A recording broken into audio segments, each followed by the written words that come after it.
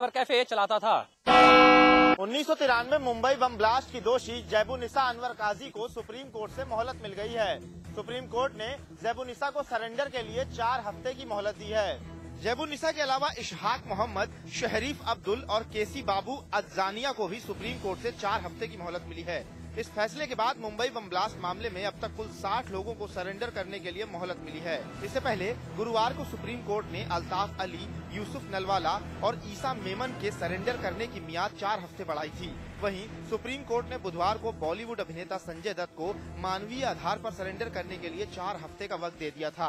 गौरतलब है कि मंगलवार को सुप्रीम कोर्ट ने जैबुनिसा, इशहाक मोहम्मद और शहरीफ अब्दुल की इस अर्जी को खारिज कर दिया था, लेकिन संजय दत्त को मोहलत दिए जाने के बाद इन तीनों ने गुरुवार सुबह फिर से याचिका दायर की थी, जिस पर सुप्रीम कोर्ट के मुख्य न्यायाधीश ने फैसला सुनाया है।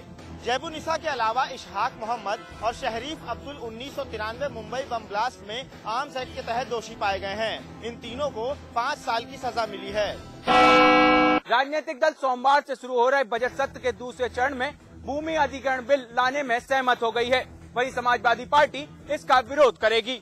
बिल को लेकर मतभेदों के बीच आज सर्वदलीय बैठक के बाद केंद्रीय मंत्री कमलनाथ और लोकसभा के विपक्षी नेता सुषमा स्वराज ने कहा कि भूमि अधिग्रहण विधेयक पर हमारे बीच व्यापक सर्वसम्मति बन गई है। भूमि अधिग्रहण और पुनर्वास विधेयक को लेकर इससे पहले 9 अप्रैल को हुई सर्वदलीय बैठक बेनतीजा रही थी। उसके बाद से ही ग्रामीण विकास मंत्री जयराम रमेश सभी राजनीतिक दलों के नेताओं से बातचीत कर रहे थे, ताकि जिन मामलों पर असहमति है उन्हें दूर किया जा सके। पिछले एक सप्ताह के दौरान रमेश इस विधेयक पर समर्थन जुटाने के लिए लोकसभा के विपक्ष की नेता सुषमा स्वराज, अरुण जेटली और सीपीएम के नेता सीताराम येचुरी से मिले थे।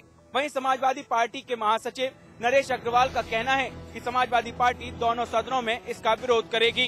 वहीं बीजेपी ने सुझाव दिया कि किसानों की जमीन बिल्डरों को लीज पर दी जाए, ताकि किसानों की जमीन किसानों के पास ही रहे और उन्हें नियत वार्षिक लाभ भी मिले। अखिल भारतीय जाट आरक्षण संघर्ष समिति के नेता यशपाल मलिक ने की गृह मंत्री सुशील कुमार शिंदे से मुलाकात और मुलाकात में रखी जाटों को ओबीसी में शामिल करने की मांग। जाट नेता यशपाल मलिक ने गृह मंत्री सुशील कुमार शिंदे के सामने कई सूत्रीय मांगे रखी, जिसमें सबसे पहले अन्य पिछड़ा वर्ग में जाट समुदाय को शामिल किया जाए। उसके अलावा जाट समुदाय के आंदोलन में जितनी भी एफआईआर दर्ज की गई हैं, उन सभी मामलों को तत्काल प्रभाव से वापस लिया जाए और दिल्ली पुलिस के जिन जवानों का निलंबन गृह मंत्रालय ने किया है, उन सभी की बहाली की जाए। गौरतलब है, दिल्ली पुलिस के कई जवान जाट समुदाय के लोगों को गृह मंत्री सुशील कुमार शिंदे के निवास पर जाने से रोक रहे थे। आरक्षण की गेंद अब केंद्र सरकार के पाले में है। अब देखना होगा क्या मनमोहन सरकार जाटों को उन राज्यों में ओबीसी का दर्जा देगा जहां की राज्य सरकारें पहले ही जाटों को ओबीसी का दर्जा दे चुकी हैं, और वो भी आम चुनाव से पहले। बहुजन समाज पार्टी ने लखनऊ में ब्राह्मण सम्मेलन का आयोजन किया। इसमें पार्टी के ब्राह्मण समाज से जुड़े पदाधिकारियों, विधायकों और सांसदों ने हिस्सा लिया। इस सम्मेलन को खुद बसपा सुप्रीमो मायावती ने संबोधित किया और ब्राह्मण समाज को बीएसपी से जोड़ने की रणनीति बनाई गई। बीएसपी सुप्रीमो मायावती ने लोकसभा चुनाव का भी गुल फूंक दिया है। पार्टी के लोगों को सर्व समाज के नारे के साथ सोशल इंजीनियरिंग का पाठ पढ़ाया जा रहा है। पार्टी का मंसूबा दलित ब्राह्मण गठजोड़ से लोकसभा चुनाव में यूपी से सीटों की तादाद बढ़ाने का है, जिसे लेकर मायावती लखनऊ में बीएसपी के ब्राह्मण सम्मेलन में खुलकर बोली। विरोधियों पर निशाना साधा तो सवर्णों को बहकावे में न आने की नसीहत दी। सोशल इंजीनियरिंग के फार्मूले के जरिए अब लोकसभा चुनाव में ज्यादा से ज्यादा सीटें हासिल करने की उम्मीद में मायावती जोर शोर से इसी फार्मूले पर अमल करने के लिए जुटी हैं। ब्राह्मणों को होशियार कर रही हैं कि विधानसभा चुनाव में जो गलती की वो ना दोहराएं। मायावती का कहना है कि समाजवादी हुकूमत में अपमान के बाद ब्राह्मण समाज को भी गलती का एहसास हो रहा है। बीएसपी की आज जारी हुई उम्मीदवारों की सूची में 36 में से 16 टिकट ब्राह्मण समाज को दिए गए हैं। इतना ही नहीं, इस सम्मेलन को संबोधित करते हुए बसपा सुप्रीमो मायावती ने खुद को बहुत बड़ी जिद्दी करार दिया और यहां तक कह दिया कि अगर केंद्र की सत्ता की चाबी बीएसपी के पास आती है तो यूपी की खराब कानून व्यवस्था को वो गवर्नर के जरिए सही करेंगी, यानी गवर्नर उनका होगा। कार्यकर्ताओं को विभागीय पदों में एडजस्ट करने की सुगबुगाहट शुरू हो गई है। दिल्ली में सोनिया से मुलाकात के बाद मुख्यमंत्री ने इस पर कार्य शुरू कर दिया है, लेकिन बड़ा सवाल यह है कि क्या इस बार कार्यकर्ताओं की हसरतें पूरी हो सकेंगी। पिछले दिनों मुख्यमंत्री विजय बहुगुणा के दिल्ली दौरे के दौरान सीएम ने सोनिया गांधी से मुलाकात की थी और इस मुलाकात के दौरान मुख्यमंत्री ने सोनिया से प्रदेश में कार्यकर्ताओं को जिम्मेदारी देने को लेकर भी हामी भरवा ली थी। हालांकि सोनिया ने सीएम को निर्देश दिए थे कि मानकों के आधार पर जो कार्यकर्ता पदों के लायक हैं उन्हें ही पद दिए जाएं। ऐसे में एक बार फिर लाल बत्ती को लेकर सुगबुगाहट शुरू हो गई है। हालांकि लाल बत्ती या दायित्व देने के बाद सरकार द्वारा पिछले कई महीनों से की जा रही है, लेकिन हर बार बात टलती रही है। आपको बता दें कि 15 लोगों को लाल बत्ती दिए जाने की लिस्ट लगभग तैयार है, लेकिन कभी किसी बात को लेकर तो कभी किसी चुनाव को लेकर घोषणा टल जाती है। ऐसे में सीएम और सोनिया ने लाल बत्ती बांटने का नया मुहूर्त निकाला है। जी हां, 2 मई को सरकार कई दायित्व बांटने की तैयारी कर रही है।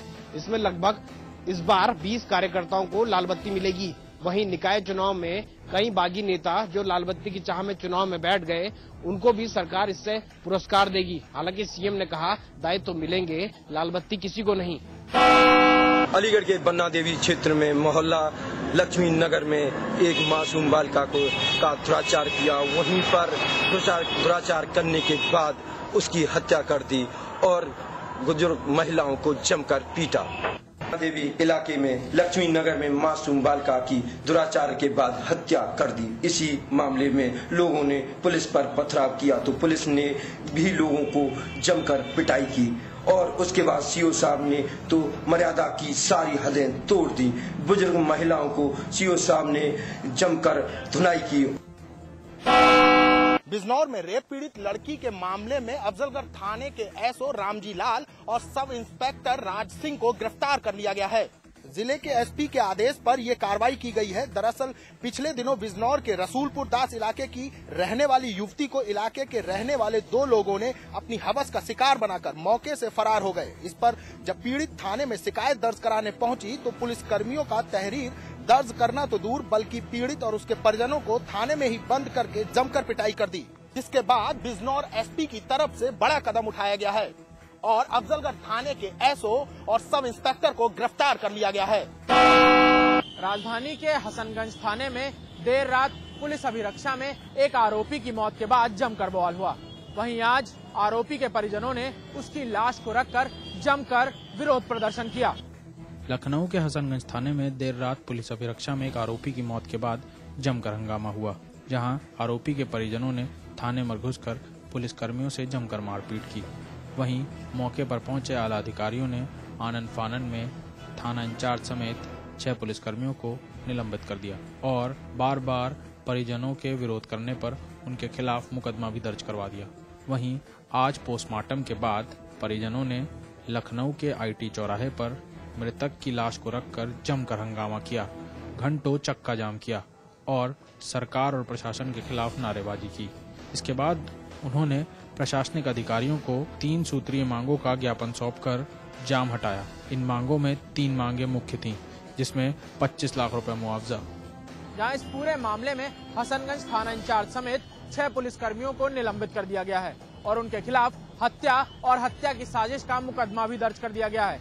लेकिन वहीं आज आरोपी के परिजनों ने जमकर बवाल किया, जिसके बाद मांगों को मनवाने की आश्वासन के बाद उन्होंने चक्का जाम हटाया।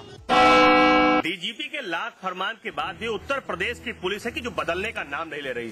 ताजा मामला बहराइच के रिसिया थाना क्षेत्र का है, जहां पर डीपी कुशवाहा नाम के थानेदार ने बहराइच के एक नाबालिग युवक को न सिर्फ इसलिए बेरहमी से पीटा क्योंकि उसका नाम मुलायम यादव था। मुलायम यादव नाम सुनकर डीपी कुशवाहा जो वहां का थानेदार है वो भड़क गया और उसने थाने परिसर के अंदर उसको जमकर उसकी खातिरदारी की। बाकायदा थाने परिसर में मुलायम यादव को नंगा रखकर उसको मारा गया। पूरे मामले को जब बहराइच के अधिकारियों के समक्ष रखा गया तो उन्होंने कार्रवाई का भरोसा दिया। बहराइच के पुलिस अधीक्षक ने इस मामले को संज्ञान में लिया और कहा कि जल्द ही इस पर कार्रवाई की जाएगी।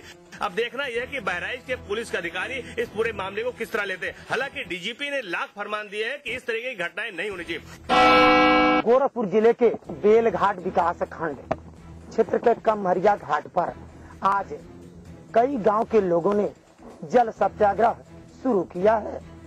गोरखपुर जिले के बेलघाट विकास खंड के कमहरिया घाट सरजू नदी का यह घाट है जो कि 4 जिलों को एक साथ जोड़ने का कार्य करता है। पक्के पुल के निर्माण की घोषणा सपा सरकार अपने चुनावी वादों में कर चुकी थी। कई बार यह वादा कई नेताओं द्वारा किया गया कि पक्के पुल का निर्माण किया जाएगा, जिससे अम्बेडकर नगर, आजमगढ़, गोरखपुर, संत कबीर नगर के अगल बगल के लोगों का विकास हो सकेगा। मगर जो भी वादा हुआ आज तक वादा पूरा नहीं हुआ, जिसको लेकर आज स्थानीय लोगों ने जल में सत्याग्रह करने के लिए बाध्य हो गए हैं और जल में खड़े होकर आंदोलन कर रहे हैं और मांग कर रहे हैं कि प्रदेश की सरकार इस वादे को, अपने वादे को पूरा करने की कवायद कब शुरू करेगी। सत्याग्रह कर रहे लोगों का यह आंदोलन कब तक रंग लाता है और कब तक गूंगी बहरी प्रदेश की सरकार इनकी बातें सुनकर इस घाट पर पुल के निर्माण के लिए कोई ठोस कदम उठाती है। 14 दिन पूर्व मेरठ के थाना सिविल लाइन क्षेत्र के सूरजकुंड से गायब हुए शिवम नाम के लड़के की बरामदगी की मांग को लेकर आज सैकड़ों लोगों ने पुलिस के खिलाफ जमकर नारेबाजी करते हुए पुलिस को चूड़ियां भेंट की। सूरजकुंड इलाके में शिव कुमार, पंकज व शिवम नाम के 3 दोस्त रहते थे, जहां शिवम नाम के लड़के को उसके ही दोस्तों ने आपसी रंजिश के चलते 4 अप्रैल को अगवा करके उसको मौत के घाट उतार दिया। पुलिस के अनुसार शिव कुमार की बहन का प्रेम प्रसंग पंकज से चल रहा था और उसके लव लेटरों को मृतक शिवम उसकी प्रेमिका और आरोपी शिव कुमार की बहन तक पहुंचाता था।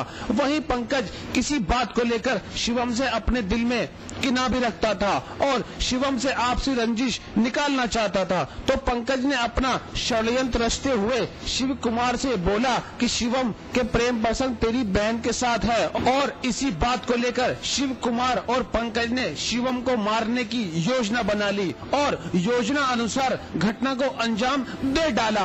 वहीं शिवम के गायब होने के बाद ही मामला थाने में दर्ज कराया गया था, लेकिन पुलिस ने कोई कार्रवाई नहीं की थी। उससे गुस्साए शिवम के परिजनों ने थाने में जमकर हंगामा काटा। शिवम के परिजनों का आरोप है कि पुलिस की लापरवाही के चलते शिवम की जान गई है। अगर पुलिस समय रहते कार्रवाई कर लेती तो शायद शिवम की जान बचाई जा सकती थी। पिछले दिनों बरेली की जिला जेल में लगातार हुई बंदियों की मौत से पर्दा उठ गया है। बरेली की जिला जेल में बंदियों को जो खाना दिया जा रहा था वो स्लो पॉइजनिंग निकला है। पिछले दिनों यहां पर डीएम ने छापेमारी की थी और उसके बाद एफएसडीए की टीम ने यहां के खाद्य पदार्थों की सैंपलिंग की थी।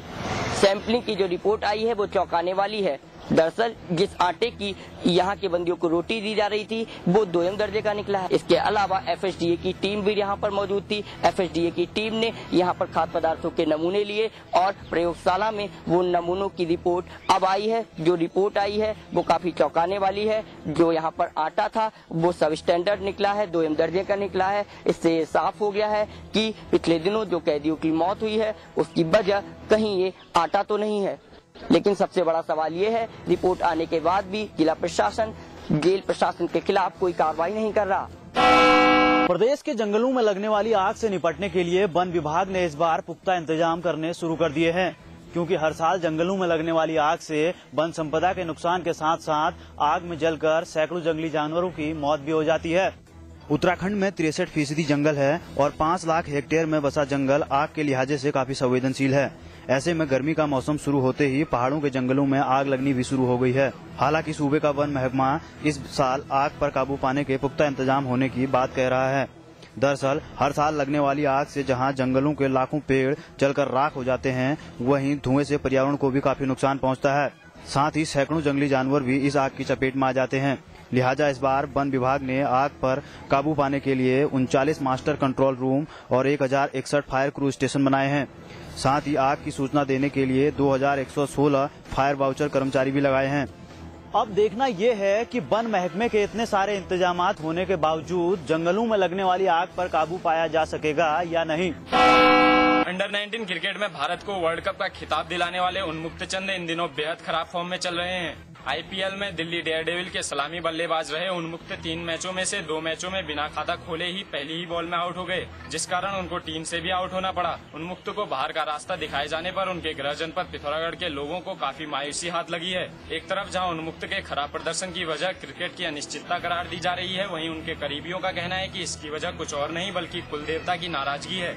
उन्मुक्त के करीबियों ने बताया कि अंडर-19 क्रिकेट वर्ल्ड कप से पहले उन्मुक्त के पिता गांव आए थे। हैदराबाद को पुणे वॉरियर पे शानदार जीत दिलाने वाले अमित मिश्रा ने अपने नाम एक रिकॉर्ड दर्ज किया है। अमित मिश्रा आईपीएल में हैट्रिक